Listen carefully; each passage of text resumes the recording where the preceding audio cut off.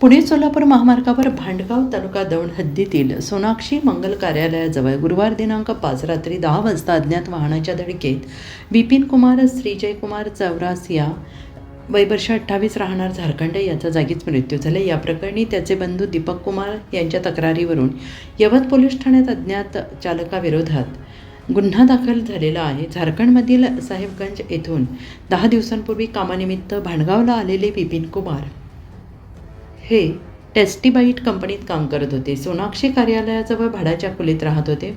जेवणानंतर रात्री 10:30 वाजता खोलीकडे जाताना महामार्गावरील हरपळी वस्ती बर्फ फॅक्टरीसमोर अज्ञात वाहनाने धडक दिली। दीपक कुमार यांना गर्दी दिसल्याने घटनास्थळी गेल्यावर भाऊ जखमी असल्याचे समजले। श्री दत्त ॲम्ब्युलन्सने त्याला यवत ग्रामीण रुग्णालयात नेले, मात्र डॉक्टरांनी उपचारापूर्वी मृत घोषित केले।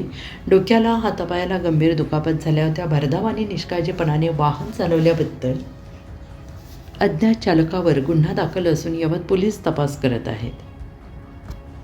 साप्ताहिक पोलीस फॉरेनच्या स्थानिक बातम्या आणि व्हिडिओ नक्की पहा, लाईक करा, शेअर करा, कमेंट करा आणि तुमच्या स्थानिक बातम्यांचे व्हिडिओ आमच्यासोबत शेअर करा।